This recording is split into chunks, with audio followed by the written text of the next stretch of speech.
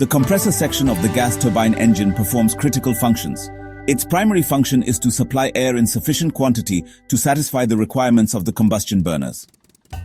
Specifically, to fulfill its purpose, the compressor must increase the pressure of the mass of air received from the air inlet duct and then discharge it to the burners in the quantity and at the pressures required. A secondary function of the compressor is to supply air for various purposes in the engine and aircraft.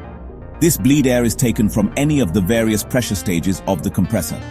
The exact location of the bleed ports is dependent on the pressure or temperature required for a particular job. The ports are small openings in the compressor case adjacent to the particular stage from which the air is to be bled. Varying degrees of pressure are available by tapping into the appropriate stage.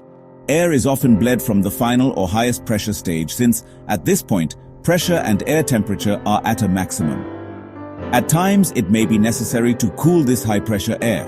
If it is used for cabin pressurization or other purposes to which excess heat would be uncomfortable or detrimental, the air is sent through an air conditioning unit before it enters the cabin. Bleed air is often controlled through the use of a bleed valve. This can be mounted directly to the compressor case or in the downstream ducting.